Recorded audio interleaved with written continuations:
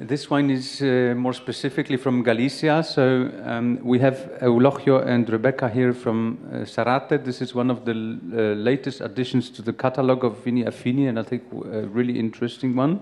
And we have 100% Albarino grape.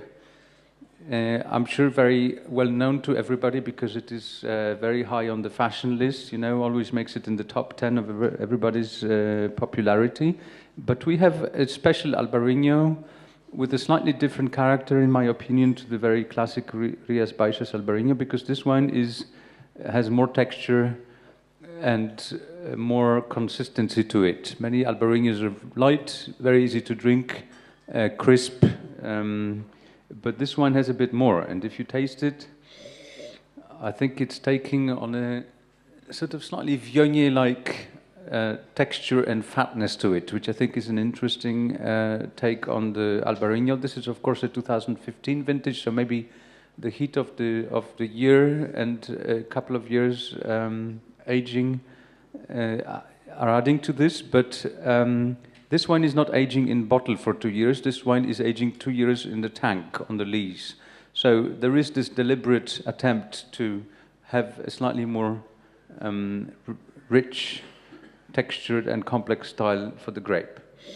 Very small production, very precise winemaking. If you have a minute today, go see this producer because they make some terrific red wines. And the red wines of Galicia are still undiscovered, but they are going to be the next big thing. So if you want to know before everybody else, go and try the Caíño Branco, Caíño Tinto, especially, and a few more.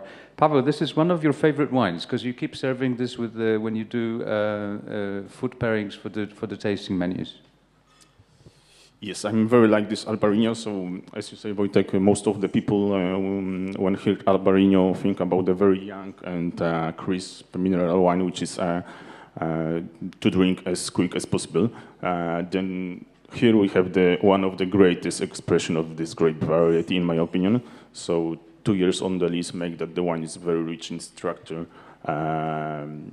as well a bit of the saltness, minerality, and beautiful citrus character like the pink grapefruit, and very nice long citrusy finish.